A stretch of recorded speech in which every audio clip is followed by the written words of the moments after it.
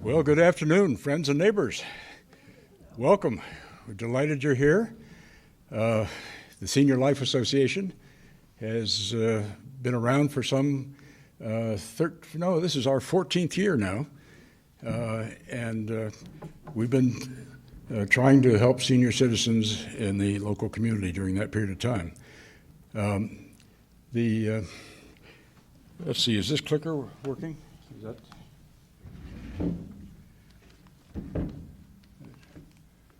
Okay, let's see if we can go back one.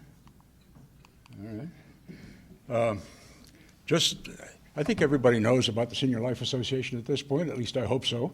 Obviously, the Senior Life Association is a 501c3 nonprofit community benefit association. And I'm going to read the mission just so that you understand what it is we're trying to do in the community. SVSLA is a nonprofit organization established to provide education and support relating to the health and welfare of senior citizens living in the area of Scotts Valley, California. We seek to enhance and add enjoyment to the lives of seniors in the community, provide educational opportunities with a focus on healthy living habits, and provide access to facilities that help seniors create their own healthy and fulfilling lives. So that's what we're trying to do. I'm Dave Hodgen. I'm the current president of the Senior Life Association, and I'm just delighted that we have you here today. And also, you know, the Theater Guild is very pleased that you're here also, because I think many of you have not been inside this facility yet, and it's just been opened, and the Scotts Valley Theater Guild is very proud of what they've been able to accomplish with the financial help of many people here in the community and lots of volunteers. So if you're volunteers out here or donors or whatever, thank you very much.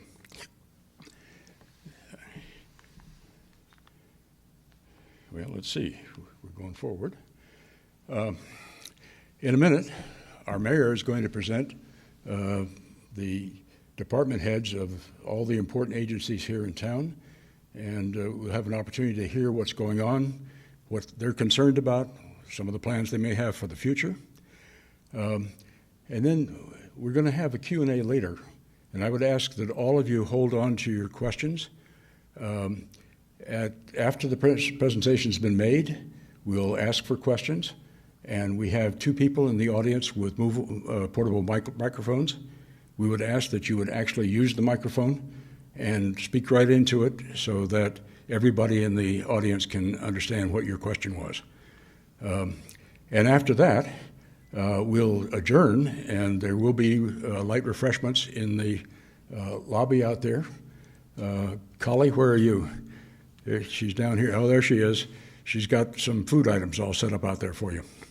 So we'll have that towards the end. And with no further ado, ladies and gentlemen, it is my great pleasure to introduce the mayor of the city of Scotts Valley, California, none other than Donna Lind.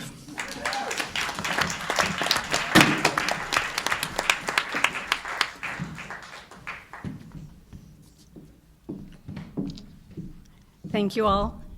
It's a pleasure to be here, and particularly to be in this beautiful, our new Performing Arts Center that has been a long time coming, but wow, is it worth it. I first want to thank the Senior Life Association, and am I not close enough? Okay, someone's waving. Thank the Senior Life Association for supporting and providing this event each year, and hosting it at the Performing Arts Center on top of that is just an extra benefit. And I want to thank all of you for coming. So I'm going to start, except that, Dave, did you take the clicker? I heard something fall, but I walked away. Okay. That's easier, except that, if somebody can help me get the batteries back in. That's all right. No. You know what? You made me laugh and calm down, so that's a good thing. As they put, somebody already got it? How many people does it take to put a battery in the remote? Well, somehow I'm going to start with this as Brett said, how many people does it take to put a battery in a remote? our chief manager, I think, with help. Can't find the back? It's not the back. All right, we will watch for the back. All right. I'm going to start with some history, but not about me, but about the... Hold on. Oh, hey. There you go. Okay.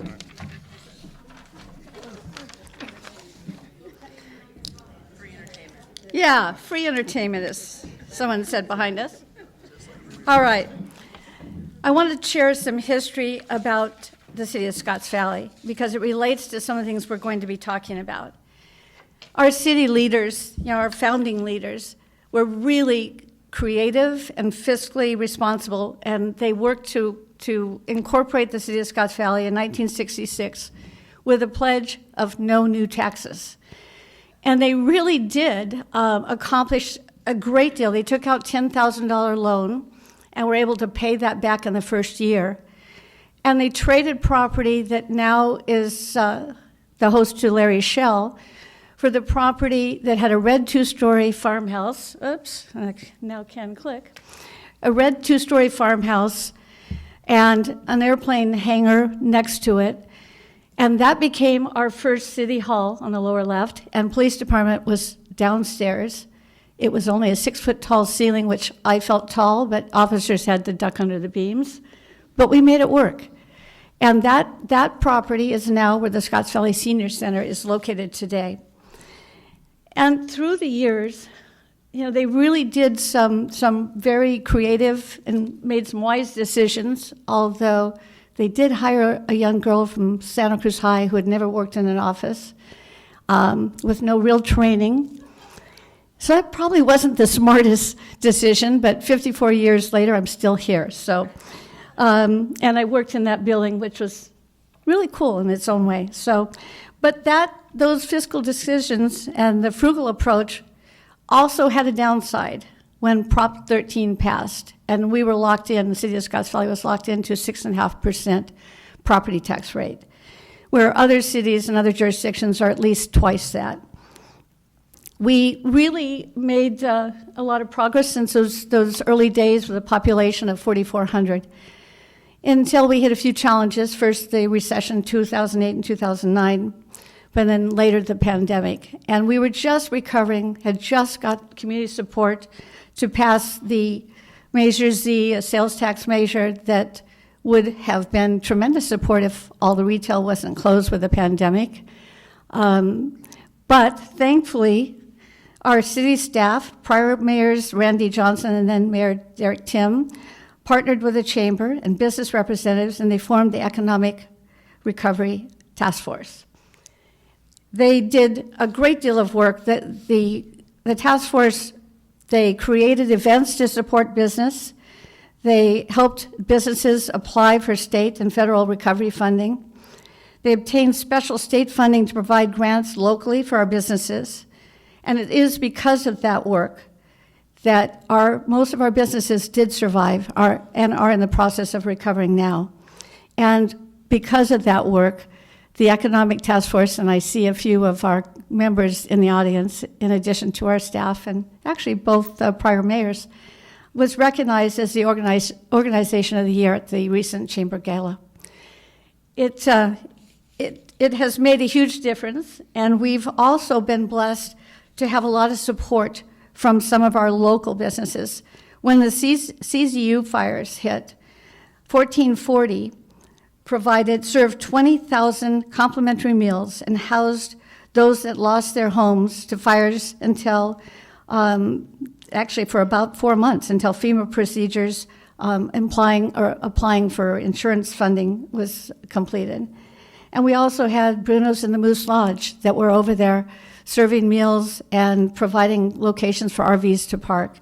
And our community, just many others contributed and came together to support local citizens and businesses during that time. And as we move towards economic recovery, we've got some really good things happening in Scotts Valley. We had Target open recently. Target has in their bylaws that they give back 5% to the community. And Kmart had been our biggest, or one of the biggest, sales tax generators before they left. So Target coming in and filling that void has been huge. And they've already been contributing to the community before they even opened in supporting the Ed Foundation during the 4th of July fireworks. And of course, the Performing Arts Center that we're here, the community benefit that this Performing Arts Center will provide is just going to be tremendous. The hangar, Fault Line, they opened recently. The last business being Fault Line had their grand opening to hundreds of people that were there in support and excited to have that location, the community gathering place. And the extra sales tax is going to be really important for our recovery. And then another that many people don't realize is Salesforce. Salesforce partnered with Target, and they're coming in and partnering has added a great deal of sales tax, or has really helped us in recovering with sales tax and TOT funding. And they too have been supporting our community. They have in their bylaws that they give back 1%, 1% in funds, 1% in software, and 1% in volunteers. And they're already organizing a volunteer project to help and give back to the community. So these businesses are not only giving a lot to our community and helping the economic recovery, but they're also becoming a part of the community, which has really been important to us. And as we move to the future, we passed the strategic plan goals, and those goals, as you can see, ensure long-term financial stability, encourage business development and expand the city's economic base, implement operational initiatives, enhance city services, maintain quality of life for residents. And we have many accomplishments in just 2022, even though we've still been recovering. First of all, we hired City Manager Molly Legault, along with several other key positions, a city clerk, our assistant to the city manager, senior civil engineer, recreation manager, police captain, police sergeant, and more. We've been able to restore police programs.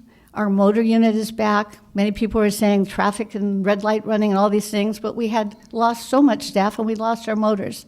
So bringing the motors back, canines, a bike patrol, and training has been really a huge return for our police department. We've replaced and upgraded technology, and some of that, when Comcast came to our city hall, our city council chambers, they looked at the wiring and shut the doors and said, don't touch anything. It was so old. So being able to come in and replace and upgrade technology and patrol cars and desks, council chambers, and CYS technology has really been a great help in bringing us into somewhere closer to the current generation, technology-wise.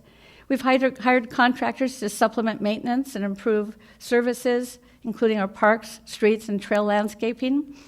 And we fixed and replaced our irrigation, our sprinklers, drinking fountains, bathrooms, playground equipment, and more across our parks, with more work continuing. Of course, we completed the renovation of the library and opened that recently, supported the opening of the Performing Arts Center, Target, Fault Line, as I mentioned, and more, and reopened the Senior Center with COVID-safe precautions. Our seniors were really struggling with isolation, and this has meant a lot to a large group of seniors. We've hosted the Independence Day parade and fireworks celebration, and again, that was made possible by our community support, by citizens, by local businesses. 1440 was a major sponsor, and Target as well. So that was a really wonderful to see that our park filled to capacity and kind of one more step to normalcy. And we completed DEI training for all of our staff. With city staffing, as I mentioned, I'd never seen our staff as low as it had been these past few years. For a while, our police department had only 8 officers out of 20, and our chief was working patrol. But in the early 2000s, city had 85 permanent staff plus many temps. Since then, staffing declined, as I mentioned, as revenues declined, and the recession of 2008 and the loss of our redevelopment funds. And the redevelopment funds are what helped us obtain this building and the library and many more projects.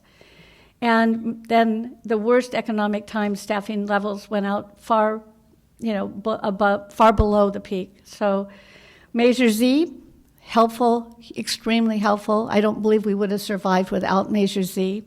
And we thank all of you that supported it.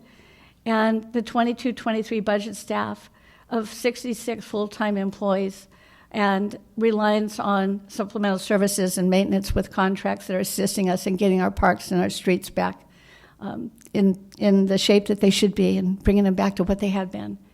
These have all been some really big steps in our recovery, and I'm going to ask our city manager to step up and share some of the taxes and measure information and some of our budget information. I'd like to introduce Molly Legault. We are really pleased to have her on board, and she's done some great work already. So.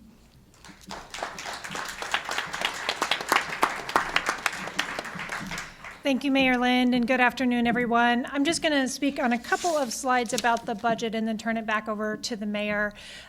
So, you know, as you probably know, taxes are the lifeblood of city government. And this is just a breakdown of where our tax revenue comes from. And you can see, because the largest piece of the pie is Measure Z, you can see what Measure Z did to bring life back into City Hall and back into our police department and back into the services that we're able to provide to the community. So when the mayor spoke about our staffing levels and spoke about the contracts we're able to fund and the upgrades we're able to do, a huge portion of that is because of Measure Z bringing dollars back into our community. So this is our projected budget for this year and what we expect to receive in these various categories of tax funding. And we track this very closely because this is such an important piece of how we're able to provide services to the community. You'll also notice that sales taxes are really important. Shopping local not just supports your local businesses, but it supports your local city. It keeps your streets paved. It keeps your parks clean. So shopping locally and bringing those tax dollars locally is super important. And then TOT tax, that's the transit occupancy tax. Those are the taxes that visitors pay when they stay in our local hotels. And so residents don't pay those taxes, but visitors pay those taxes. And so they're really important taxes for us. And one of the taxes that during the pandemic, when travel essentially stopped, really was impacted, and I'm going to show you a little bit more about that. But just as a breakdown to see where our taxes come from. And finally, I'll just point out that property tax is a small portion of our city's revenue, and that is because, as the mayor mentioned, we only get 6.5 cents of every dollar you spend in property taxes. The rest go to other needs, the water district, the fire district, schools, and other services that are important as well. But as far as the portion that the city gets, it's really just that 6.5 cents for every dollar that you spend. So we are in a recovering budget, almost a rebuilding budget, I would say.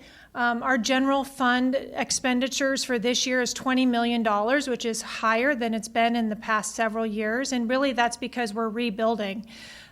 The expenses are ramping back up, and that's why we have a $20 million budget this year. A lot of that is bringing staff back online. It's one-time expenses. It's because we received $2.8 million in federal relief money from the federal government through the ARPA funding. And then we'll also be receiving some federal money that we partnered with the school district on to replace the child care facility at Vine Hill School. So it's a larger budget than normal this year because we're really in catch-up mode. We're trying to catch up on a lot of the things that have been put off for the last several years. As I mentioned, property tax and sales tax are holding pretty steady. There's a lot of talk about a pending recession, but we're watching that closely. And so far, we're holding steady. And we're so grateful for Target. We're so grateful for 1440 and some of our other large sales tax generators in the community. The Scarborough Lumber is a huge sales tax generator for us as well. So again, the more of that money we spend locally, the more it goes to support our local businesses and our local government. Our reserves are strong. We're predicting to end this fiscal year with $5 million in the bank, which is a healthy reserve for the city. It's a fiscally prudent reserve as far as being able to weather future recessions or future economic conditions that could be challenged if there's a recession coming up. And so it's a good target to have, and we're on track there.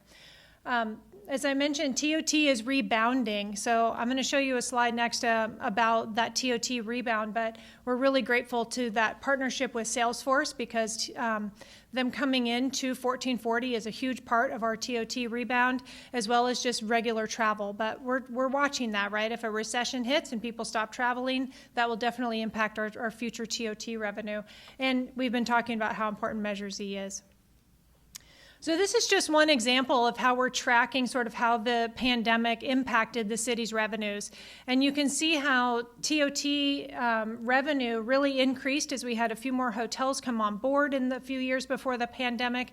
And then in 2019-20, we started to see the dip. In 2021, we really hit rock bottom. And then we've been sort of climbing our way back out of that hole. But this year, we anticipate being close to back to pre-pandemic levels. And we'll, again, see what happens with a potential recession. But we're optimistic that those revenues are coming back in stronger this year and that we're really getting past the main impacts of the pandemic. But it's also important for us to quantify that impact. And so at this point, it looks to me that we cumulatively lost out on $1.7 million in just TOT tax revenue as the impact of the pandemic. And that's going to have a long-term effect on our ability to rebuild, to build back up services, and to sustain our city's budget. So these are some of the things that are really important to me as we're tracking, and we're doing similar analyses on sales tax, and we're looking at property tax and the other ways that, that the pandemic impacted the city's revenues. So looking at planning for the future, we're working hard on the town center project. I know it's been a dream of this community for a long time, and it's one of the things that really drew me to come be city manager here. I think it's a really special project. It's something that makes Scotts Valley a special place, and we're working hard to move that forward. We're also replacing the Public Works facility that was a 40-some-year-old modular building that really is not usable anymore. And so we're looking to have that demolished later this winter and a new facility put in next year. And that will greatly enhance the efficiency and the work environment for our public works staff. Parks and Rec master planning, as we look forward, we recognized how important our parks and how important recreation programming is to this community. And so with the hiring of a new public or Parks and Rec division manager, she is just hitting the ground running as far as implementing some of the recommendations that we have and to restore our Parks and Rec programs. And so one of those will be to look holistically at all of our parks facilities, at what do we have, what does the community need, and how should we be planning for the future, both in our infrastructure and our facilities, as well as the programming that we provide through recreation. That also includes new playground equipment at Sky Park. So through the Prop 68 grant funding, we have committed funds to replace the playground equipment for the older kids at Sky Park, and so we're moving forward with that in this next year. And then we also have submitted for infrastructure earmarking funding to replace the playground structure for the younger kids. And so it's looking optimistic that we'll be able to replace all of that playground equipment in the next few years. And then finally, Mount Herman Road Transportation Master Plan. We know that Mount Herman Road is the second most traveled road in Santa Cruz County. Traffic is an issue. I know even with Target opening, the traffic issues became even more of an issue. As we look at future development on Mount Herman Road, including the town center, we really need to look at some long-term master planning around traffic on Mount Herman Road, and so we're embarking on that this year. So I'm going to turn it back over to the mayor at this point.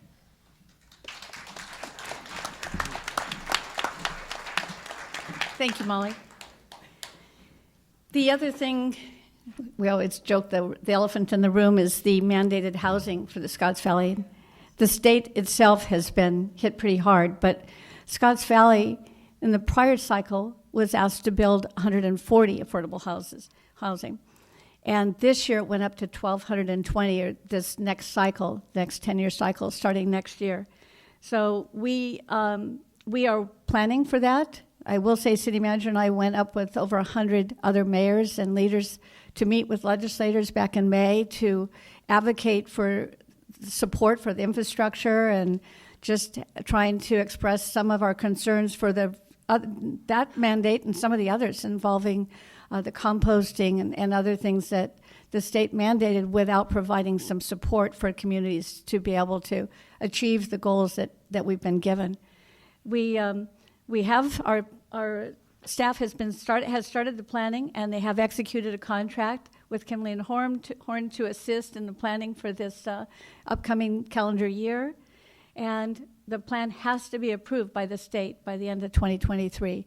We're really very aware of the challenges, and yet yes, we know we need affordable housing. We'd like our teachers and employees and police officers to be able to live in our community, but accomplishing 1,220 in this cycle's no small feat.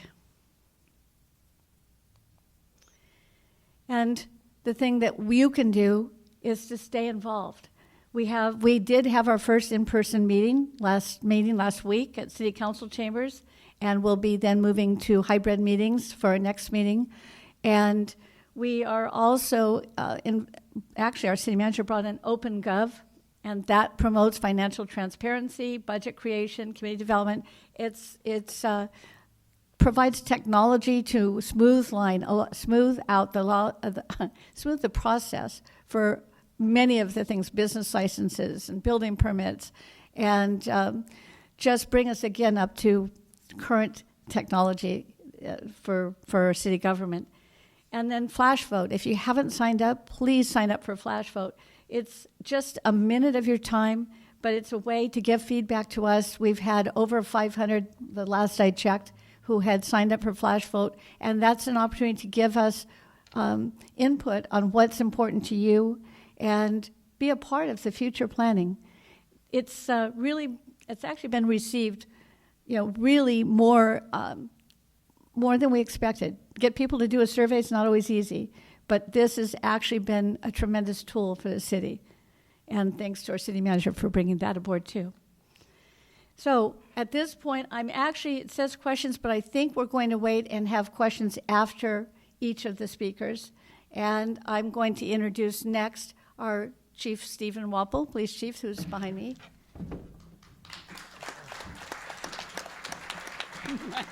I'm careful with the clicker. Thank you. Let me adjust this thing. Holy moly. All right, there we go. No short jumper. All right. All right, thank you guys for coming out. My name is Steve Walpole. I'm obviously the police chief. Been your chief for the last 5 years. I've worked for the city of Scotts Valley for the last 8. More importantly, also what I'm also proud of is I've been a Scotts Valley resident for the last 50 years. So I know the history of the Scotts Valley. Mayor Lynn, though, she's been around long enough. She still considers me a new resident. So, we only had a limited amount of time here. So we only had, this is your panel right here. They chose me to come up here and talk about public safety because, let's be honest, the reason we come to Scotts Valley, the reason we want to live in Scotts Valley, it's 2 reasons for just about everybody. We know it's a safe town, and we know the schools are good, all right?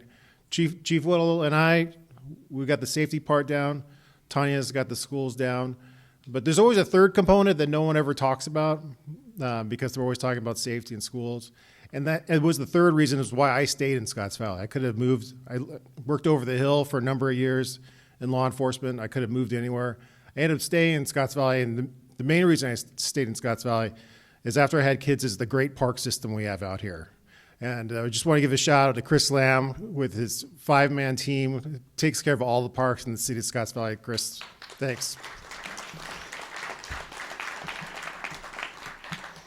Okay, with that out of the way, let's talk about the police department. And we'll start off here with the numbers. So just in summary, you get a perception of, well, hey, what's going on in Scotts Valley? How busy is it? How, are you guys keeping up? Or is there really things going on in Scotts Valley? So if you look at the chart there, last year we had 6,000 calls for service. We had 724 reported crimes. We arrested 425 people. And they say, well, who you arresting? I'll be honest, about 75% of the people we arrest, they come from out of town.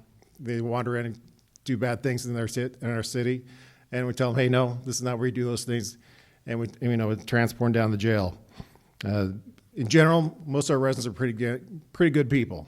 All right. We issued about 1,000 traffic citations. And people, have said, hey, is that like a revenue source? Are you guys ticketing everybody? No, that's not the truth.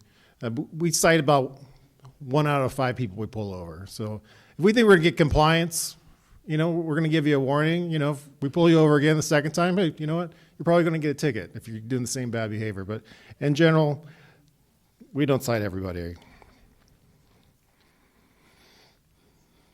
All right, this is your current department. This is just this year's photo. We have 20 full-time officers. We have 7 police dispatchers, and we have 1 analyst.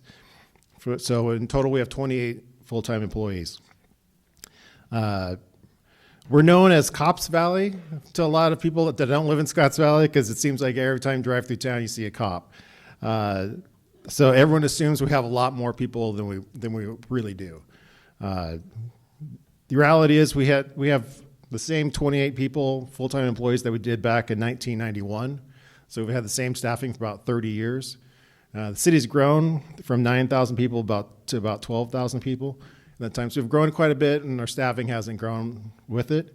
But if you ask me, I think we still got a good number. You know, things are going pretty good here in town. I feel like it's still a safe place to live. People want to say, well, it seems like there's cops everywhere. But no, we're just encouraging them to be proactive. If you look at the city of Santa Cruz compared to us, per capita, we have the same number of cops per capita. So we have about 2.4 police department employees per 1,000 residents. So pretty much exactly the same as Santa Cruz does.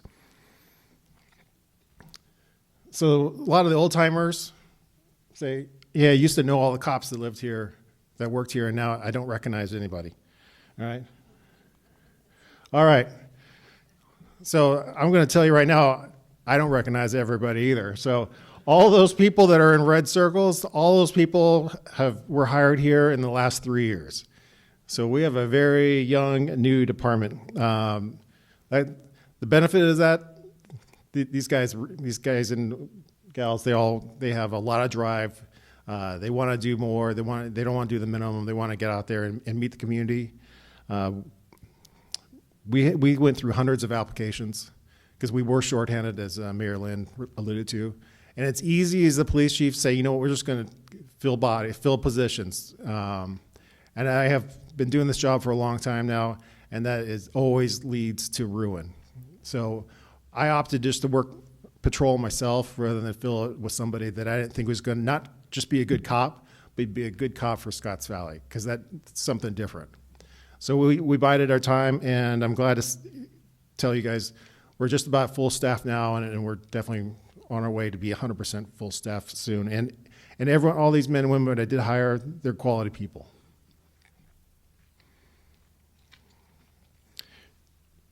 And you notice a couple of those people at the bottom that don't look like young people. Yeah, because for the first time ever, we actually hired some laterals from local jurisdictions.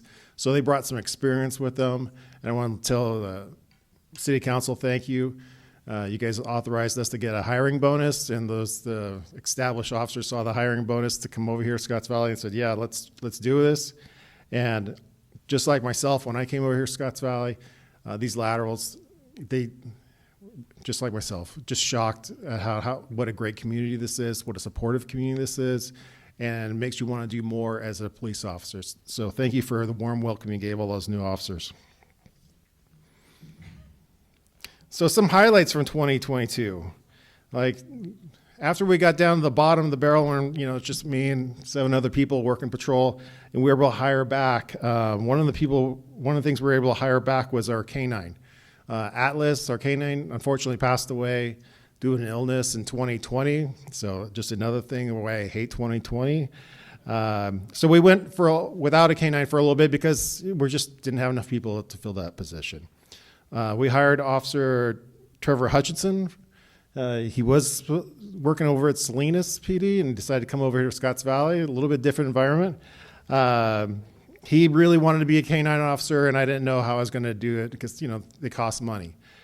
And the sheriff's office here, Santa Cruz Sheriff's Office, Jim Hart, he said, hey, I got a person that had a transfer out of the canine position here at my department. We don't have a handler. And he asked, hey, would you like to take a dog for free? And yeah, so thank you to the sheriff's office. They donated a dog to us, and that kind of speaks to the cooperation all of our local law enforcement agencies here have in Santa Cruz. So I really thank him for that. Dog has worked out great. It takes a lot of training, and now Officer Hutchinson's out there on patrol at night shift and utilizing the dog. It searches for mostly methamphetamines and fentanyl, and they've gotten a lot off the street. This is the big one. This is the number one complaint I get is traffic. Like she said, Mount Herman is one of the busiest roads in town. We've been having an uptick in accidents. So once we had some positions filled up, I asked, hey, who would like to be a motor officer? Motor officer's not for everybody, okay? I mean, in the wintertime, you're cold. In the summertime, you're hot, all right? It's easier to be in a car, right? But Officer Ben Stanton, he raised his hand and volunteered, said, I'd love to be a motor officer. We put him through the courses. It's the first initial course is 2 weeks, and then it was ongoing training. So he's out there. His sole goal is to cite people, enforce the law, and hopefully he's going to make impact real soon here. Oh, last but not least, for especially assignments, I thought we were starting the first bike team ever, but Mayor Lynn reminded me back in the 80s, we actually had somebody on a bicycle, but we're high tech now, so the kids know that they all want to get on the bike team, but I limited to 4 because it's actually an electrical assist bike too, so they scoot around town real well. And this has been helping us out because we've been having some problems with theft from stores here on Mount Herman, and get them out of the patrol cars, and they're able to see a lot more and catch people in the act. The other thing that helps out is the special events where we have these big crowds and you can't get cars through. And finally, the Glenwood Preserve has always been problematic for us because you can't get cars in there. And when there's emergencies, like hiking in takes a long time, especially with the 30 pounds of gear we got on us. So these bikes have been great in patrolling the Glenwood Preserve. So 2022 brought us some brand new, or return of a lot of events that we had stopped doing. Our DARE program for the 5th grade, we teach that class to Vine Hill, Baymont, and Brook Knoll. It's taught by school resource officer Patrick Aarons, so we do that for the 5th grade. It was great to have that in person again, really enjoy it. My kids went through the DARE program 1 year as a non-Scotts Valley officer, and the second kid I was there. I can't tell you how much I appreciate the DARE program just as a parent, because it gives you the opportunity with your kids to talk about those topics. I mean, everybody here has got a family member who's got a problem, right? Has got some kind of substance abuse problem, and that's something we need to talk about with our kids. And even being a cop, I didn't know when I should talk to my kids about it, but when my first son went through the DARE program here at Scotts Valley, it's like, okay, that's the opening. Now I'm going to have that conversation. And as a parent, I really appreciate it. That's why I continue to have us teach DARE. The next program is our Junior Police Academy. This is for our middle school kids. We teach a week-long program during the summer. We teach it either 2 or 3 times during the summer. It's for the middle school kids. It's also run by Patrick Aarons, our school resource officer, so he's really busy in the summer. It's limited 20 kids per class because we found out we cannot control middle schoolers if it's more than 20. All right, so it sells out every year, but at the end of the week, we do a trash pickup day at Henry Cowell and a barbecue at the end. Everybody loves the program, so anybody out there who has a middle schooler, I would recommend doing it. It's a great deal. Outside of the programs that we are drivers of, some of the other things that we're just majorly involved in is the 4th of July. And in 2022, of course, we had our first 4th of July and parade and fireworks for the first time since 2019. Yes, it was actually July 3rd. I know. Anyway, that's all hands on deck. So every officer, every dispatcher, everybody has to work that day, no matter what. I really enjoyed the 4th of July before I started working here, until I realized, oh my gosh, how much work and time goes into all the volunteers, people like yourselves, and the city staff to make that thing happen. It is a special event put on by really a small number of people. Also, the Art and Wine Festival. Danny Reber came to us as our staffing was getting low. We were running our own Cops and Rodders event. We couldn't do it anymore because we just didn't have enough people. And Danny said, hey, you know what? Let's bring in the Art Wine Festival and have it combined with Cops and Rodders. So we still support it, but luckily we don't have to do the logistics for it anymore. But yeah, everybody enjoys doing the Cops and Rodders. If you haven't seen it, we do a cruise from the boardwalk all the way to Sky Park. And then we hang out with everybody and check out the cars. We enjoy that, but the staffing for that is also tremendous. All right, that is what I have for now. I mean, I just want to also, before I take off, just want to thank you guys for coming out. I mean, we are competing against life. Things, you could be doing something else right now, but instead you're choosing to be here and be active community members, and that is what makes Scotts Valley great. So continue to do that. Thank you very much.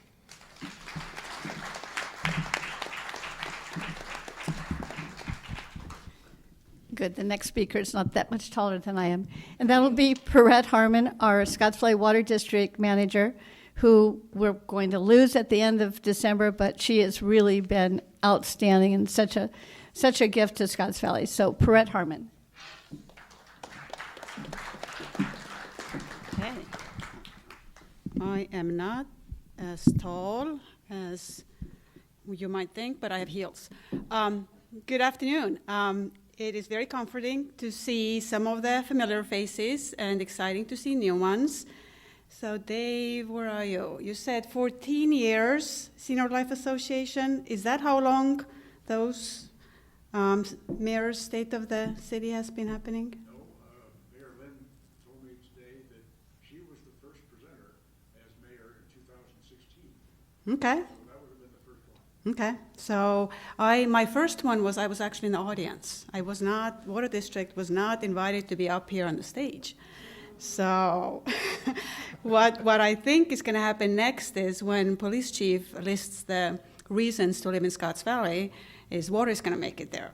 Because where else you're going to be able to get clean, safe, uninterrupted water local supply. And actually, that's one thing that I feel really is very, very near and dear to my heart is our people. We are first responders, so we don't have those really, really fancy uniforms, but our people, our operators, they have to live within 30 minutes to respond. People get very upset really quick when they don't have water. And so when we build housing for teachers and police and firemen, keep in mind our people, the water operators, also need that. So, and I have, water is a lot of fun. There's never a dull day in water. I have a lot of slides, I have a lot of numbers. I'm known to be a numbers girl. So you don't have to worry. The hosts have our slides, and I'm sure they're happy to share them later. I'm not going to be able to go through everything here, but I'll try to stop on some very important things. So, drought.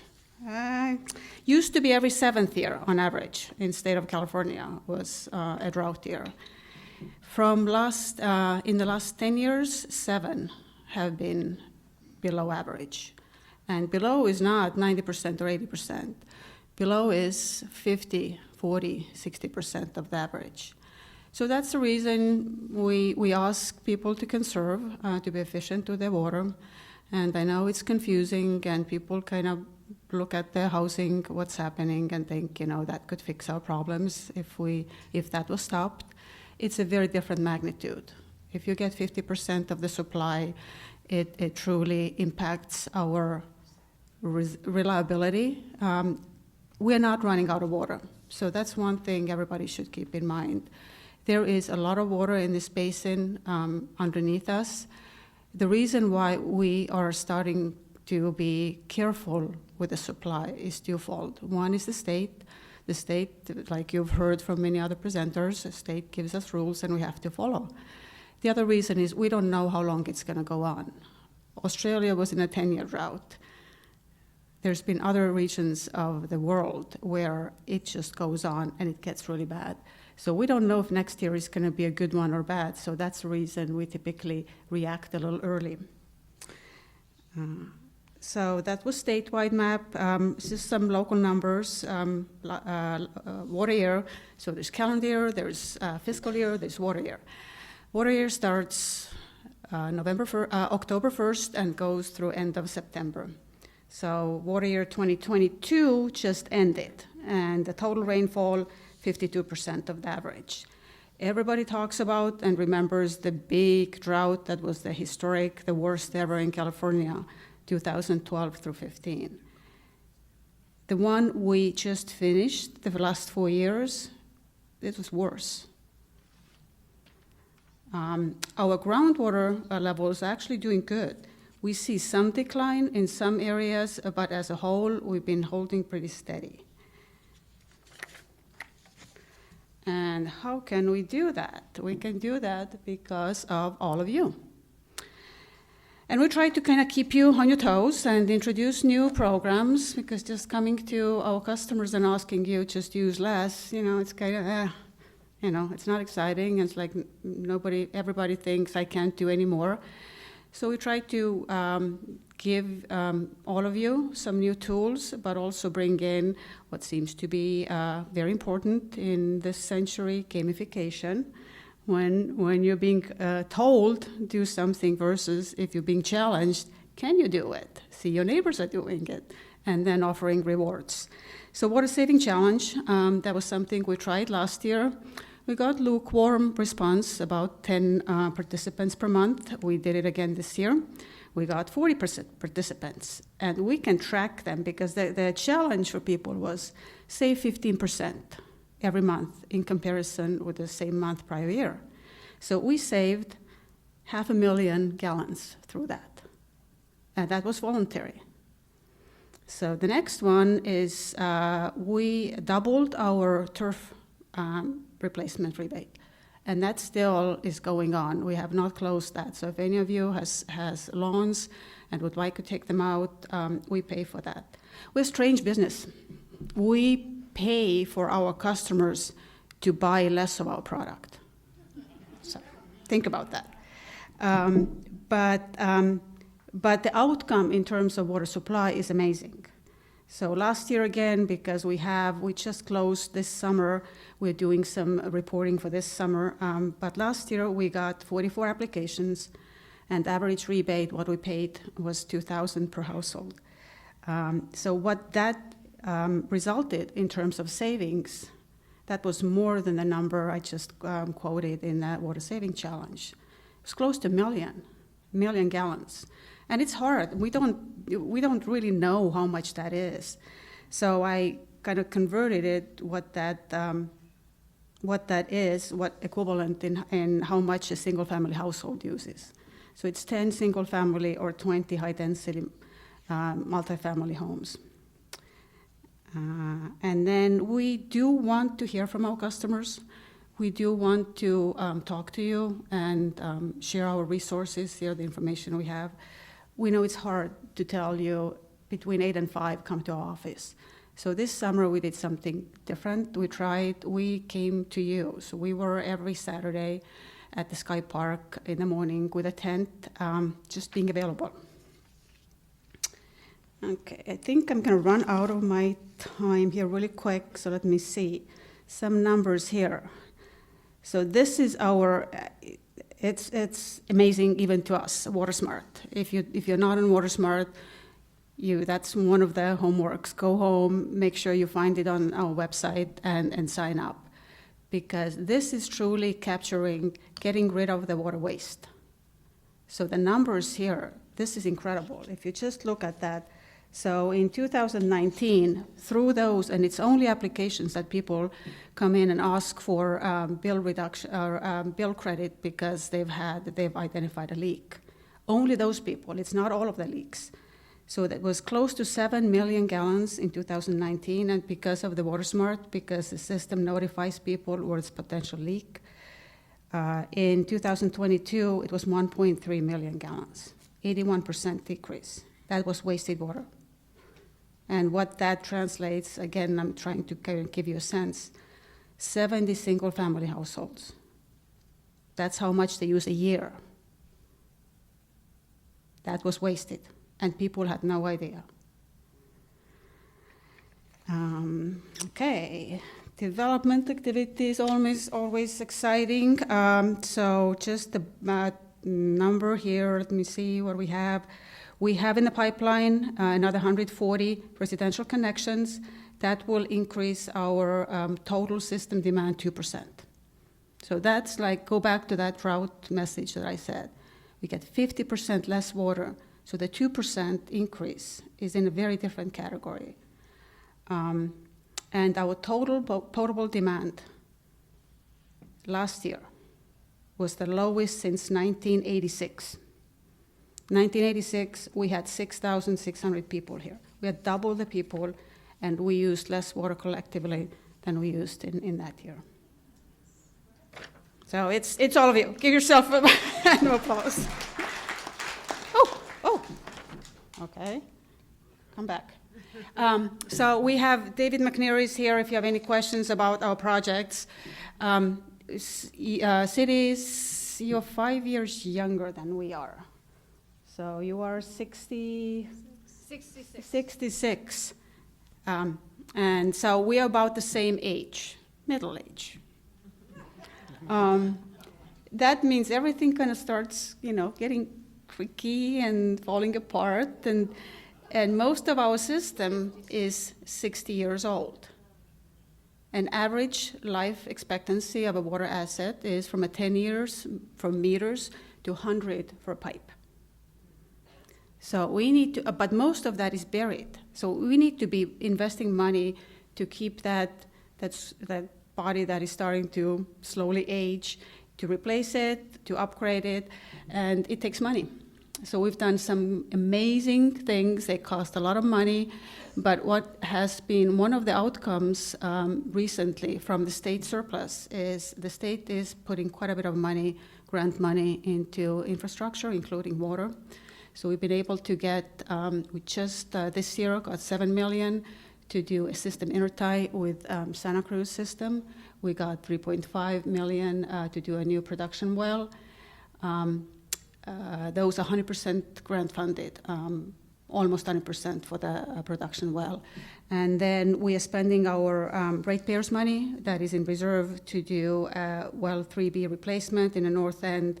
And hopefully we're going to get to do transit center, low impact development, catching stormwater and recharging it back into the basin. And we're going to work in Monte Valley.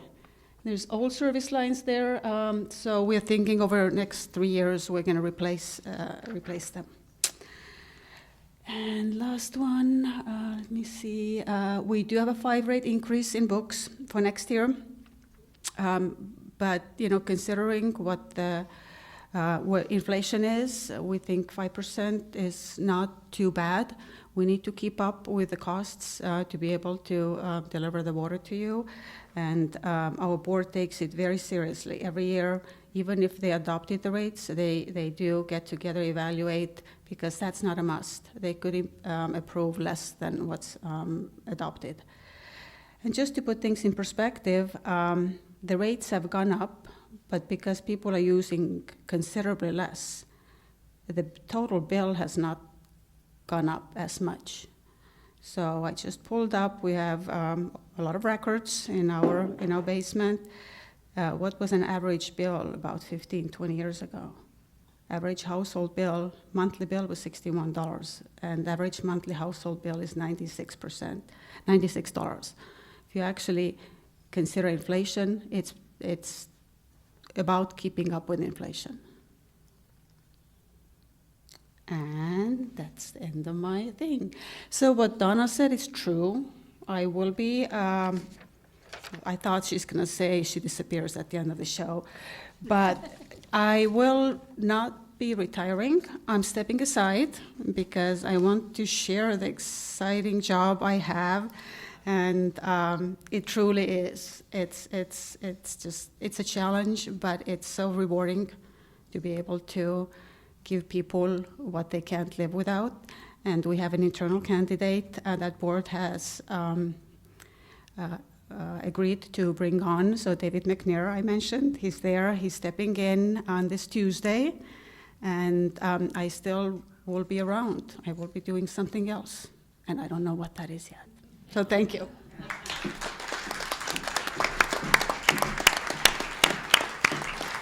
And next, we have our fire chief, Ron Whittle. We always joke that the firefighters are the most, favored. All the kids want to meet a firefighter. So we have Ron Whittle, Chief Ron Whittle, who is also retiring. So we're happy to have him here tonight to share. Thanks, Donna. Thank you. Thanks, Donna. And it's not a joke. We are the favorite, so. We hear it all the time. Hello, everyone. Thanks for having us here today with the State of the City address. And I'll spend a few minutes just talking about Scotts Valley Fire and kind of where we've, a little bit about this past year and where we're going in 2023. So some quick facts about the fire district. We're not part of the city. We're a special district, much like the school district and water district. Our population serves about 20,000 people. We cover about 24 square miles, which is about 6 times roughly the city of Scotts Valley in terms of area served. It was formed in 1958 as a fire protection district. We have 5 board members that are elected to 4-year alternating terms. For 2022, our assessed value for property in Scotts Valley was $5,446,250,709. So we have a pretty good property tax base to work off of.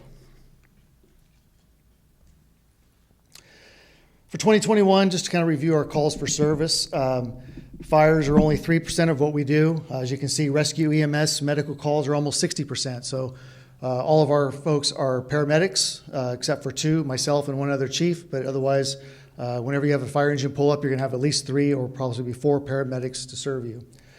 The rest of the calls you can kind of see. Good intent looks like a lot, but that's a lot of canceled en route. We get dispatched to Highway 17 constantly and get canceled.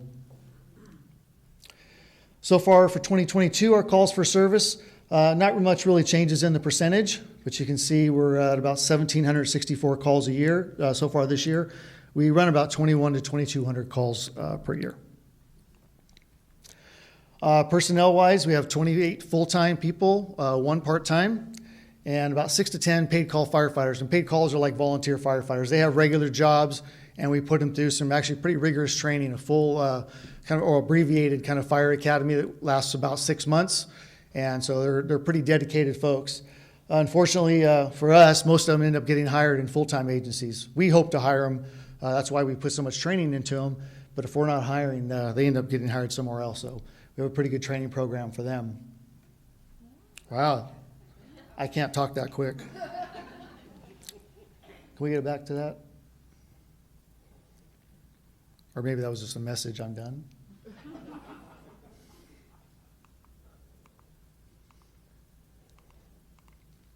Okay. So our daily staffing, we have 3 shifts that provide 24-hour coverage. We have the Urban Lane Station, which has 5 people on duty. It's a battalion chief, a captain, an engineer, and 2 firefighter paramedics. But all of those people are actually trained paramedics. At the Glenwood Station, we have a captain, an engineer, and a paramedic. And again, those are all trained paramedics as well. Our staff in the office for fire prevention, we just hired a deputy fire marshal in 2022, which we're really excited about. Some of the businesses might not be so excited about it, but our fire marshal retired around 2015, and the fire chief at the time, as well as the battalion chiefs, kind of did a lot of the fire marshal duties over the years, and it's kind of got away from us. So now we went back to having a full-time deputy fire marshal, and she's doing a fantastic job. We actually lured her away from Santa Clara County, so imagine that. I think it was the chief.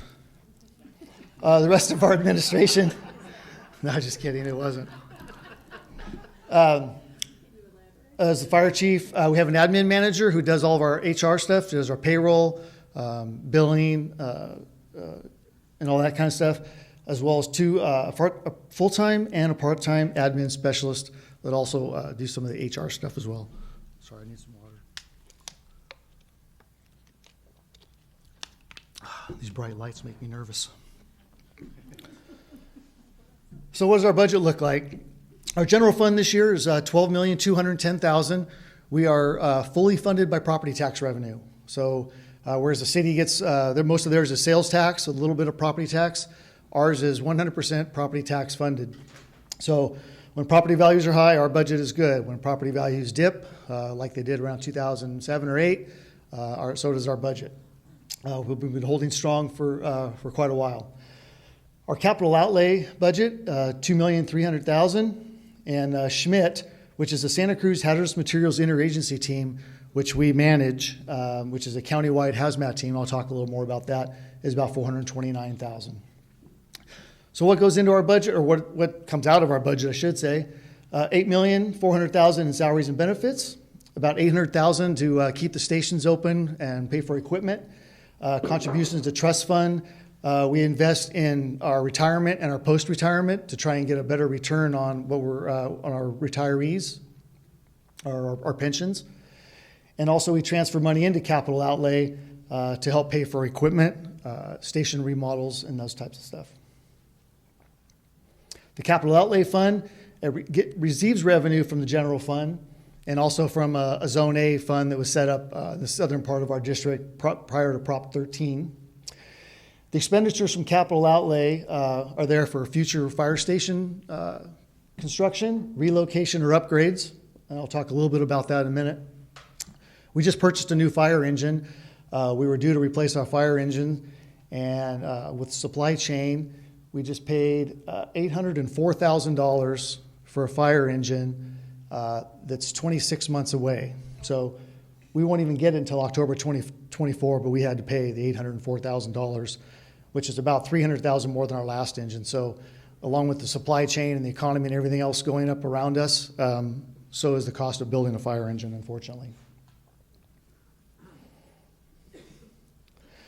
I mentioned the Santa Cruz Hazardous Materials team. Scotts Valley, when I started in the 80s, this is a long time ago, we had a lot more industry in Scotts Valley. El Pueblo, Disc Drive, we had a lot of chemicals. There was Plus A Semiconductor, Scotts Valley Circuits, and there was a lot of hazmat in Scotts Valley. There's not so much anymore, but as stuff started to move out, the county still was in need of a hazmat team. So Scotts Valley took on the task of administering and providing fiduciary oversight for the Santa Cruz Hazardous Materials team. It's made up of 30 members. It's funded by an MOU with all of the cities, the county, UCSC, and state parks. They all pay into this fund. We manage it. We do all the training, and we have about 30 techs that respond to all hazardous materials incidents in Santa Cruz County. That was the Schmidt budget that I was talking about earlier. And that budget is actually pretty thin. We rely pretty much on grant funding for all the equipment for the Schmidt team. Real quick about our facilities, we have 4 properties. We have the Marywood property, Glenwood, Erba, and La Madrona. The Glenwood and Erba are the only ones that have fire stations on them currently. The Erba station was built in 1963. It had administration was added to it in 1982 and in 1986. And this station is due for replacement. I know one of the things that I wanted to do when I took over as the fire chief was try and get the station either rebuilt or replaced. Built in 63 by volunteer firefighters, and it does not meet any seismic standards whatsoever for anything these days. We recently had a seismic survey done, and it didn't come back favorable. The Glenwood station was built in 2001. It's got 4 bays with crew quarters, and that is a very nice station. We've done some recent remodeling to that to upgrade it as well. The La Madrona property, right across the street from the Hilton, is 1.6 acres, and we're actually working with the Water District and Santa Cruz Water on one of their projects to do an intertie between the 2 water districts. Hopefully we can get something going there. And the Marywood lot we purchased in 1978, but the deed specifies it has to be used as a property station, as a fire station. And it's about 1 acre, but I don't think we'll ever build a station there. So let's talk about fire season. As Brett mentioned, the drought still exists. It hasn't gone away, and it doesn't look like it's going to go away. The state, CAL FIRE specifically, has extended their peak staffing. That means they're keeping all their stations full staffed until Christmas as of right now, and that's including their aircraft. Usually this time of year, well, I can't say usually, when there's a regular rainy season, They're down staffing right now. They're starting to close their stations and down staff, but they're not. They're fully staffed and through Christmas. Now, rain or no rain could change their staffing, but all that has an effect on us because so much of this area, as we know from 2020, is wildland. Kind of give you an idea of how fires have been this year, though a lot of people have asked me, it seems like it's been a slow season. There's been a lot on the news, and that's very true. Last year, for the total for the year, in Northern California region, there were 3,195 fires totaling almost 1 million acres. This year so far, we're at 2,775, only 33,000 acres. And so that's quite a drop in the acreage. The amount of fires we're getting are still the same, but they're just not growing to the massive fires that we've had in the past. So what's changed? Well, one, this year, the weather. For wildland fires to progress, there's three things that are critical: the weather, the fuel, and the topography. We have the fuel, we have the topography, we haven't had the weather. We've had warm weather, but we haven't had wind. And we still could have wind events. We've had some pretty major fires in the fall, in October, November. So we're hoping the Santa Anas or the Diablos don't kick up on those warm days. But as long as we don't have wind, we'll do pretty good. And CAL FIRE actually increased a lot of their staffing in their stations and added more fire stations. So they're able to get on and attack these fires a lot faster, a lot more aggressively. And they've also added a lot of aircraft. So the governor's dedicated a lot of money to the aircraft program, and that's actually been a really, really big help this year. Again, you can see the combined CAL FIRE and Forest Service fires, those so far this year, 7,000 fires for only 362,000 acres, compared to last year, almost 2.5 million acres, and a 5-year average of 2 million acres a year. So feeling pretty fortunate this year. But we're not out of the woods yet. Like I mentioned, the fall, many large fires have happened in the October, November, even December seasons. It's important that all homeowners, I've talked about this we did the safety talk for the Senior Life online, but homeowners really need to take the time to harden their home and take the precautions individually. The CAL FIRE and the fire districts are out trying to do some vegetation management through fuel breaks and other means, but it's really up to the individual homeowners to protect their home. We saw that in the CZU complex up in Bonnie Doon in that area. There are homes that are burned all around, and there's one or two that are standing in the middle, and people wonder, why did that home make it? The homeowner took the time to prepare their home and harden it, clearing all combustible vegetation from around their home, clearing anything else that's combustible, lawn furniture, wood piles, all those things. You prepare your home will make it. And we saw that in the CZU complex. And we can help. If you have any questions, you want us to come out and inspect your property, inspect your home, we'd be happy to do it. There's no charge, there's no penalties if you don't do something right. We're there to give you advice and help you see what you can do to prepare your home for a wildfire so that we'll be there when you return. So 2023, what's up for us? Well, as I mentioned about the fire station, we want to relocate our fire station. It was built in '62, as I mentioned, by volunteers, and the seismic retrofit is needed. It was built with, it was a dormitory style station, and it was built with 4 bedrooms.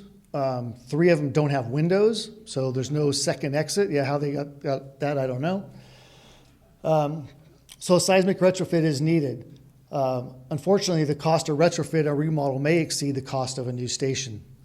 Our structural engineers, we got the draft report back a couple weeks ago at $4.8 million just for seismic retrofit.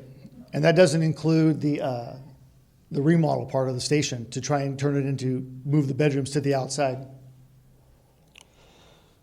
So the optimum location we're looking at for our fire stations, we had a fire station study done back in the 80s, and it hasn't changed in terms of where the call volume is and where the stations need to be located. One on Glenwood Drive and one on La Madrona is optimum. That's why we purchased the property there in 2002. So 2023, we're going to be researching ways to relocate the Erba Fire Station. The other thing we have coming is an annexation of Branson 40 Fire District. Some of you may be aware we managed the Branson 40 Fire for about 6 years. We ended that relationship about a year ago, and they're back on their own. However, LAFCO has initiated an annexation because Brant's Ford is unable to survive on their own. So they're going through the process now of trying to pass a benefit assessment in their district so they can raise more money to pay for staffing. So when we annex it, we don't have to close their fire station. So that's also on our plate for 2023. Those are two big items that we're going to be working on. The last thing is the countywide radio system upgrade. I know the chief's been involved in this as well. The radio system we use in the county is from the 70s, and it's got a lot of Band-Aids on it. And we found out during CZU, and unfortunately during the Gutzweiler incident in Ben Lomond, just how much it can fail when it's overloaded. So we're trying to push the county to upgrade the radio system, and we're hoping that happens because whenever there's a failure, it always points to one thing, and that's communication. And so we're really trying to build up our communications in Santa Cruz County for the Sheriff's Office, Police Department, and Fire to avoid any situations like we've had before. Oh, I know we're not doing any questions, but at the end, if anybody has any questions, we'll be happy to answer them. Thanks.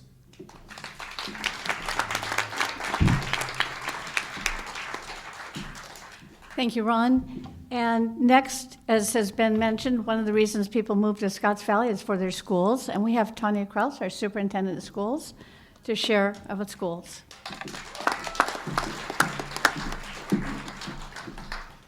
Good afternoon, everyone.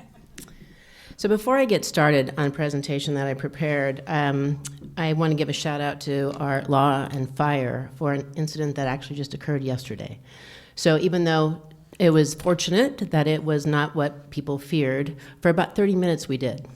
And so throughout the entire county, law enforcement, fire, all of the emergency responders, and all of us in schools were like, oh crap, this is happening. And we went into emergency preparedness. Everybody was in communication. Unfortunately, it turned out to be not. But we all are preparing all the time, collectively working together for those unfortunate situations. So thanks. All right.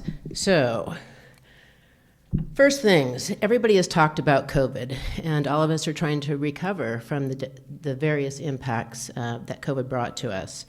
Like many of my colleagues up here, we all suffered through short staffing issues. Even though people were working from home, I can tell you I think teachers are probably one of the hardest hit employee groups when they were working from home, trying to teach their own personal children as well as teaching everybody else's children. So we lost a lot of staff, and a lot of staff actually left the profession because it was a very difficult time. So this year, we literally have 35% new staff district-wide. As we do our best to try and make school normal for students, it's definitely better this year than it has been the last couple of years. Staff are working really hard to try and normalize life for kids, but it was definitely a challenging couple of years. Change takes time, and we are turning the corner, but it will take us a little bit to recover from that. Some of the ongoing changes, it felt like we were spinning and falling every time there was new COVID regulations and new changes that we had to adhere to over the last few years. And this year, it hasn't been the same. We have not had any requirements. We've only had recommendations. However, what is not known to the community is all of the reporting that the school district still has to provide to the state, as public health is not providing that assistance to us any longer. So we have lightened restrictions than we had, but we still have a fair amount of them. The biggest group that was affected by COVID was our students, and we are still working to mitigate some of those challenges academically, behaviorally, social, emotionally, their mental health. It is, in the over 25 years I've been in education, none of us have ever seen some of what we're seeing now in terms of some of the changes and behaviors of our students. Students are not able to fully access instruction when emotions are dysregulated and behaviors get in the way of learning. So we spend as much of our time helping support students mentally and social emotionally as we do academically. I will say today, we don't have school on Monday as a professional development day, so it was Halloween at all the schools today. So to be able to go to especially the elementary sites, and see all the kids in their Halloween costumes and having the regular Halloween parades and kind of feeling like they were back to normal and having a good time was heartwarming. So for 22-23, our district areas of focus, all of these are continued from prior years. None of these are new for us. But as I mentioned, mental health is one of our top priorities.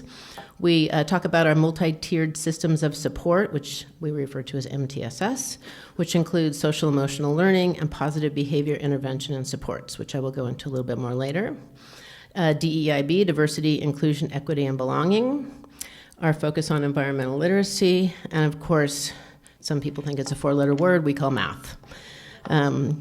We knew even before our test scores came out that this was going to be an area of focus for us. Math instruction over Zoom is very, very challenging. Challenging for kids, challenging for teachers, and we saw that statewide in the test results that recently came out. So as I mentioned, mental health is one of our top priorities. You can see this little MTSS umbrella, everything that falls under it, social emotional learning, positive behavior, RTI, SSTs. These are all different programs and systems that we utilize to help support our students. So what we call is a tiered system. Tier 1 is all students, how we support all of our students. Tier 2 are some of our students that need a little bit more support. And our Tier 3 students are those that we focus on in support of our most needy kids. So we've increased intervention support for students. We added, especially at our elementary schools, we added 2 full-time intervention teachers this year at our elementary sites. Also at our secondary schools, we added 2 full-time campus security specialists. So that's not just to be supervising the staff, but to be working with kids who kind of isolate.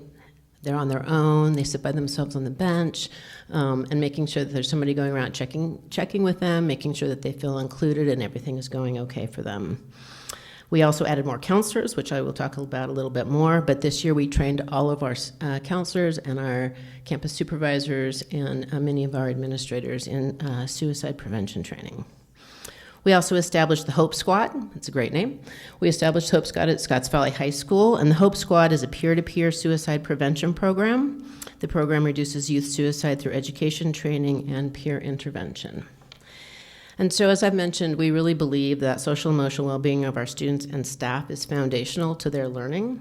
So as a district, we value and promote the collaborative academic, social, and emotional learning. It's called CASEL. You can see that down there. It's a framework, and it has 5 social emotional competencies, and we try and incorporate those into the classrooms. That would be self-awareness, self-management, social awareness, relationship skills, and responsible decision-making.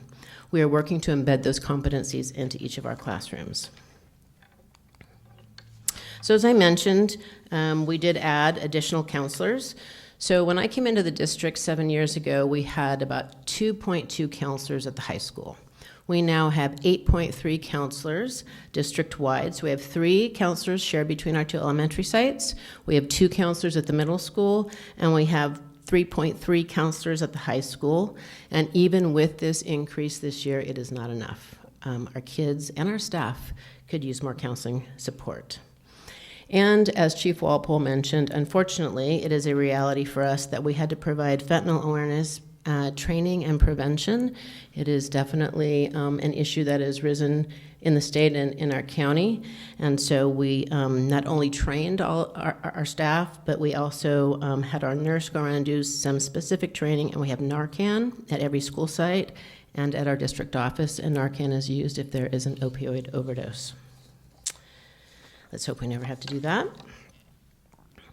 So our diversity, equity, inclusion, and belonging, we call it DEIB. So earlier, I believe Molly mentioned that Don had mentioned there was DEI training, and I heard somebody say, what is that? It's diversity, equity, and inclusion. And so this is our 3rd year as a district that we are working on this focus area. And this summer, our district received our equity report, and we have made a lot of significant progress in this area, and we're very proud of that. So this year we launched a Diversity and Heritage Month celebration calendar. And we have a number of celebrations, a new curriculum, and activities that we have for students. But just to highlight what a few of those are, and some of these we didn't make up. This is just kind of what occurs throughout the year, but we're choosing to highlight many of them. So at the end of September, it was National Suicide Prevention Week. In September, Hispanic Heritage Month. October was LGBTQ History Month. Then we're going to move, we're in Indigenous Heritage Month. And in December, it's going to be a holiday celebration, and it's okay to be different. We're going to let students try on being different in their own way. We have Black History Month, Women's History Month, Arab American Heritage Month, Environmental Awareness Month, Different Abilities Awareness Month, and Asian American Pacific Islander Heritage Month, and Mental Health Awareness Month. So during these months, we have different speakers, different curriculums, different celebrations, different food. People come in and present a little bit about their culture, and students are able to do that as well, and it has been well received by most. This has been an area that's generated a little bit of controversy, as we have parents in the community who express reluctance to expose their children to discussions about the world they're living in. Much of this seems to be based on some misunderstandings, and both the intent and the content of the curriculum that we've recently adopted. We have received strong community support. We've also received some very strong parent support, and also some challenges as well, but we are trying to work through those. But our board and our staff is fully committed to the idea that diversity is to be celebrated, and that a better understanding of different cultures and honoring differences will lead to better citizens. So we are going to continue on that endeavor. We launched just this week our DEIB steering committee. We have parent representatives from each of our school sites, staff, administrators, and students will be participating as well. And last year, our parents and primarily our elementary staff hosted our first multicultural fair. They only had 2 months. So in January of last year, you remember we came back to Omicron and everything closed down again. So we were like, can we do this? Can we not? So by the time February came around and we realized we can do this outside, we had a very quick turnaround to be able to pull that off. So this year we're starting our planning early, and we are partnering with the city, and I'm working with Allie, who definitely is a go-getter. And so I think we're going to have an awesome event. It's going to be at Sky Park this year, so mark your calendars. It's going to be on May 6th. Okay, next. Environmental literacy. So environmental literacy is an initiative that we have, we started quite a few years before the pandemic, and it took a little bit of back seat when we went through the pandemic, and while we still promote it, it is not at the forefront as we are managing more imminent things. However, we're proud to say that we have gardens at all 4 of our school sites. We have hydration stations at all 4 sites trying to reduce water bottles. In fact, we have an emphasis on a reduction of plastics overall. We are educating students around recycling, and at some schools they actually have some composting. To watch students teach others how to recycle and what the different color bins means is fairly entertaining. And then we ask all of our teachers to embed the importance of environment into every possible subject area, and they do. Some do it more easily than others, but despite whatever subject they teach, we ask them to try and emphasize the importance of our environment. And because of COVID, we create a lot more outdoor learning environments. So kids, I remember back when I was like in Girl Scouts and you made these little sit-a-pons. So kids would go out and create this little thing to sit on the grass or a little stump to sit on so they could be outdoors because they weren't supposed to be indoors during COVID. And they loved it so much, even though they can be inside, they want to go outside and learn. So we've encouraged that at all of our sites. All right, so test scores. So recently, the state released test scores. I believe it was this past Monday. And they are from the spring of 2022. So that is our 21-22 school year. So that was our first year we returned to what we call normal testing, as there hadn't really been anything normal for the prior 2 years. So statewide data, as I mentioned, was released on Monday. And in reviewing comparison data, our district scored at the top in the county in both English language, arts, and math. This is not an anomaly for us. Scotts Valley, as has been mentioned, has some of the strongest schools in the county, and we continue to be so. However, our scores for our own district are not as high as they have been in the past, nor did we expect them to be, given all of the challenges that have occurred over the last couple years. But when you compare Scotts Valley to other schools in the county as well as the state, we far exceed those averages. However, we're still choosing to look at our areas for growth. We're focusing on core instruction through professional learning, supporting teachers, and providing intervention for students at all levels, and specifically in English language arts and math. We're providing more targeted interventions and utilizing local assessments and seeing positive growth. So as I mentioned, our test scores were from last spring. We've already begun to utilize our local assessments this year. We're just finishing like the first trimester, and our kids are already progressing. They're already catching up. So we have great kids, we have great teachers, and we're really proud of the progress that they've made. Our enrollment. So look at that. So this is my 7th year in the district, and we have seen a steady decline. But you can see in the COVID years, starting in 2020, we lost a significant amount of students. And because public schools remained closed and implemented distance instruction for a significantly long time, some of our students chose to leave. They went to independent study programs, they went to charter schools, private schools, and many of them opted for a homeschool program because they didn't want to be with other people. So when we came back out of COVID, not all of those families returned. Also due to the cost of living and the economy, a lot of people moved.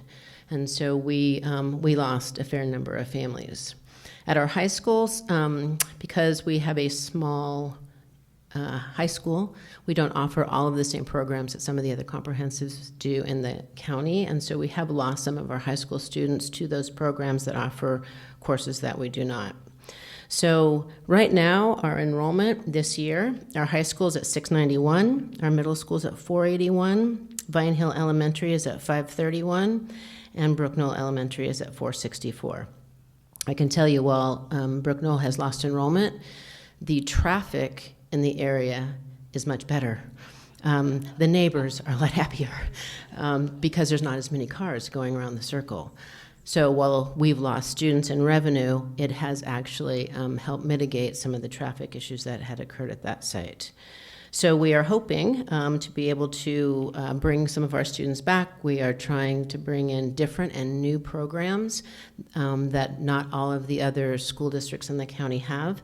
As you know, Scotts Valley High School has been an IB school since the inception, and Harbor High School through Santa Cruz City Schools implemented that program a couple years ago. So those students in Santa Cruz City Schools that won an IB program are no longer allowed to have an inter-district transfer to our high school. And that has significantly impacted our high school, unfortunately.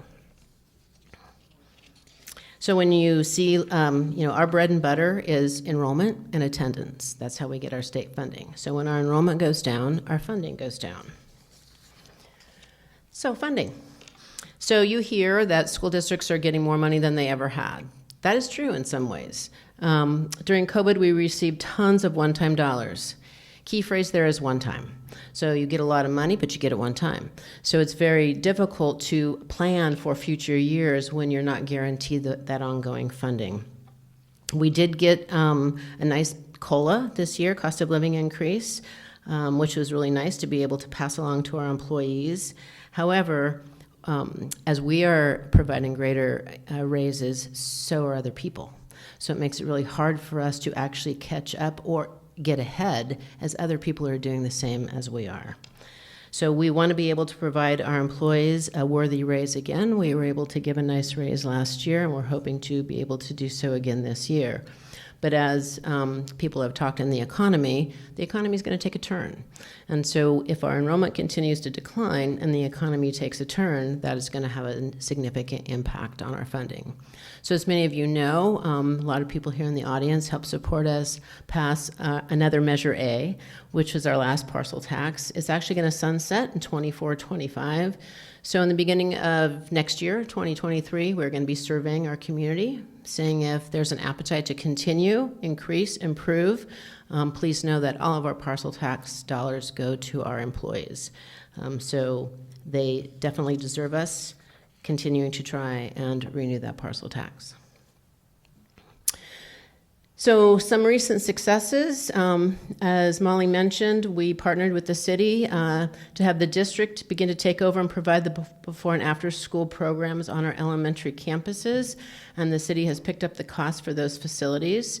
Mr. Mike Smith right here, and our SVUSD staff worked hard over the summer to get the facility in place. It wasn't like I was counting hours or anything, but I was counting hours before the start of school. But it's a really nice facility. Our families are really happy that we have programs right on our campus again for both before and after school care. And we plan to continue to offer this program. We were able to purchase generators for each of our 4 school sites. So each of our sites has a generator. The high school has a very large generator to keep the entire high school afloat, internet on, HVAC on, lights on, and also our food service main kitchen with all of the food in there is able to stay refrigerated. When we had all of the PSPS, the power outages, we had to close schools when we didn't have electricity. So this will allow us to maintain keeping our schools open in those particular circumstances.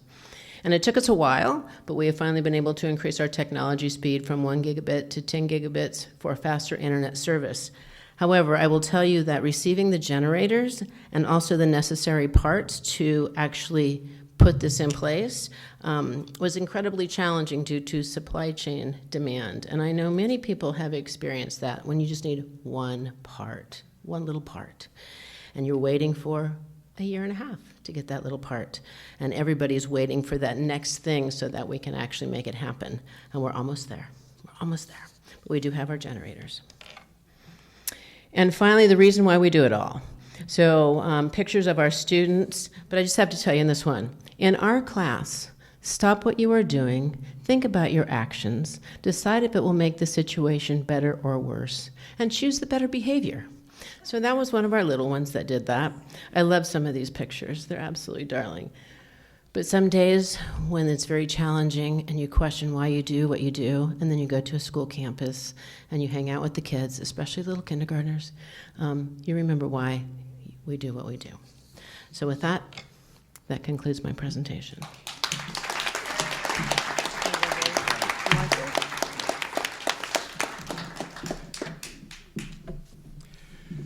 Well, we got a lot of information this afternoon. Now we have an opportunity to ask questions. I hope you've been keeping track of the questions as you went along. We have 2 microphones out here. Cindy is over on this side with a microphone, and Jim on the other side, I believe, there.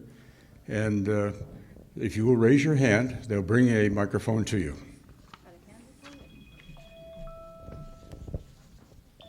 Hello. Hi, I have a question for the city. Couple of years ago, we completed a pretty extensive public process to develop the updated general plan, and it's kind of gone quiet.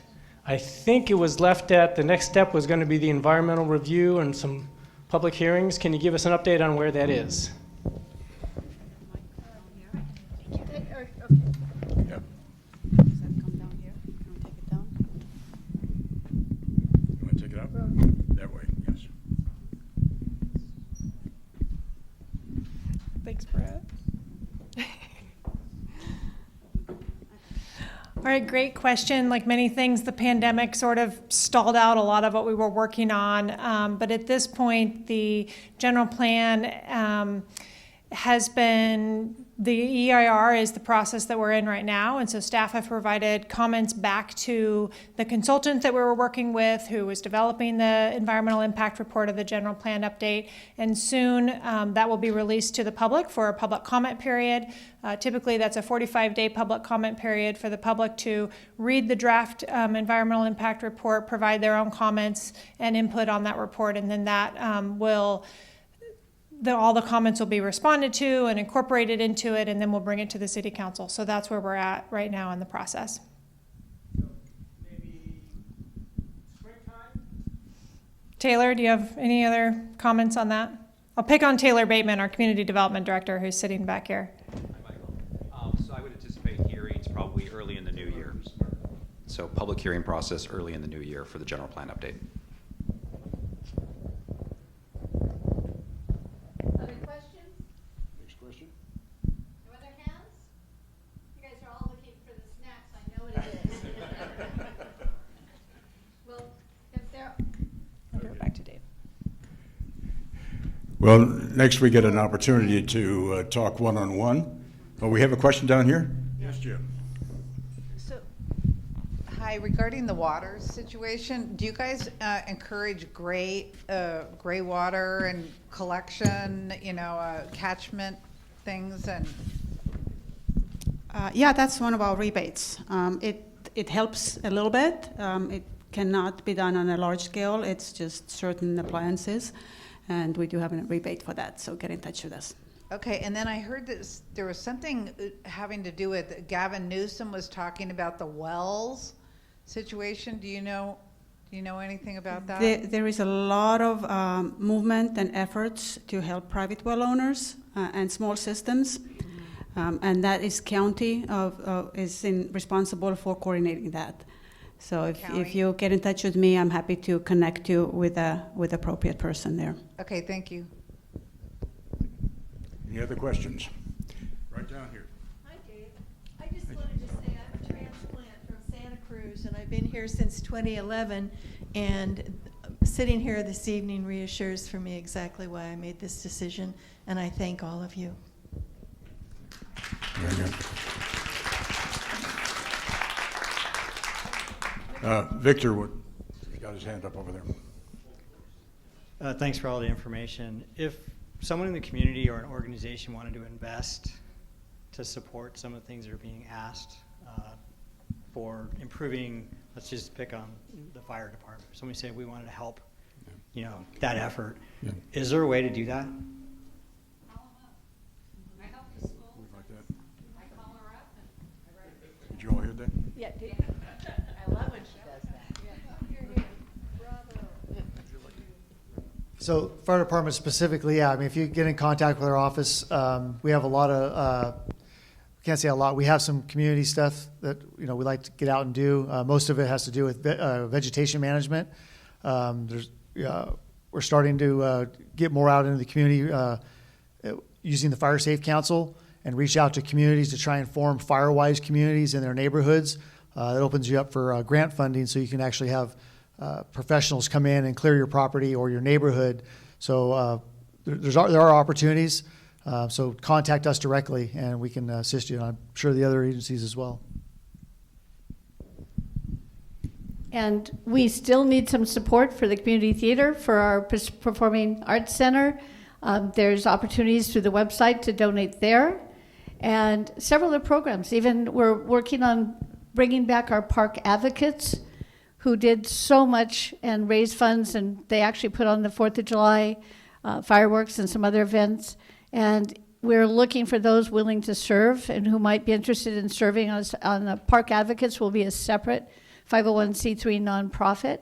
So you can email me, call me if you're interested in serving there. And I'm sure there are other opportunities through the city to contact our city manager, and pretty much any of us would be happy to have that support. So, are these slides going to be available? Because my phone died, so I wasn't able to take Yes, pictures. the entire presentation will be posted on the city's website and also on the Senior Life Association website. Okay, great. And then also, they had mentioned that they're low on staffing regarding counseling in the schools. Are you working with volunteers on that front? We definitely have counseling interns, so but that does require our counselors to be their supervisors for their counseling hours.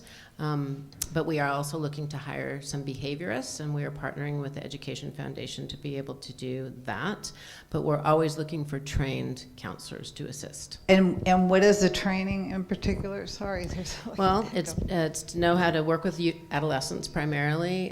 There's certifications that usually people come with, certain credentials or certifications that they've had some counseling experience. Mm-hmm. Counseling can be very sensitive, so we don't necessarily want to put somebody with no experience in counseling our youth.